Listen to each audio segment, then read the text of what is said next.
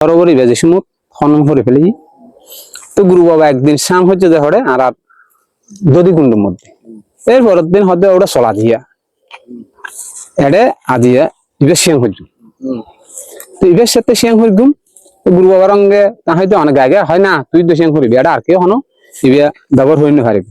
ই বাবা আজ হয়তো খুব প্রসিদ্ধযোগ্য জিনিস তার গুরুদেব শিয়াং হরে দেবতা কবি নাকি শিয়াং হরা হয় যারে হয়তো ফোঁতে উড়িলি দেখিবি দেবতা শিয়াং হরা দেখেন। তো গুরু বাবা যে সময় আসতো ওই আমি তো একখানা শতান্য হইতাম গুরু বাবা হইতাম ও বাবা আজ একখানা বন চাই এই বেটা কি বন্ধ হয় হয় মাঝি হইব আই না মাঝি হইতো না আরে কে তো নহির।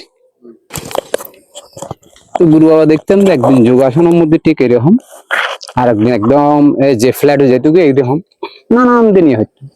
একদিন আর আরে আর হচ্ছে ওরা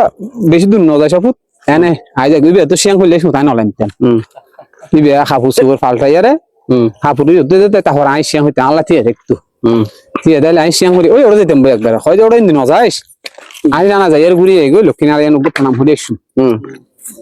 প্রণাম হচ্ছে হয় যাচ্ছে যা ঘুরি গাড়ি আসতাম। একদিন নাম তুই গিয়ে গিয়ে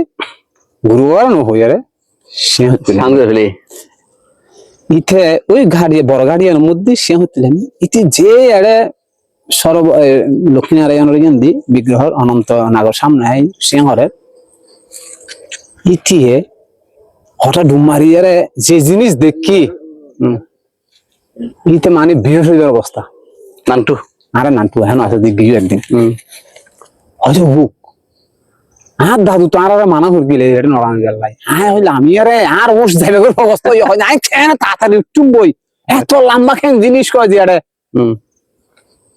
আর নলাম তো গুরুদেব সবসময় হয়তো ওরা হয় জীবের মধ্যে হয় যাও তাহলে দেবতা শিয়াং করে গুরুদেব তাহলে এ হারণে এটা সাধারণ ভক্ত লরে মানে নির্দিষ্ট স্থান ছাড়া কেউ স্থান করতে না কারণ এটা জলে খুবই পবিত্র এবং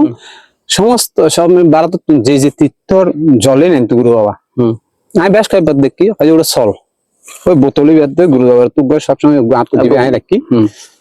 তো পানি দেখতো হয় দিন কিনলে দিয়ে হতে আসে না তীর্থর ফল বেগিন হয় আডা দিচ্ছি। আচ্ছা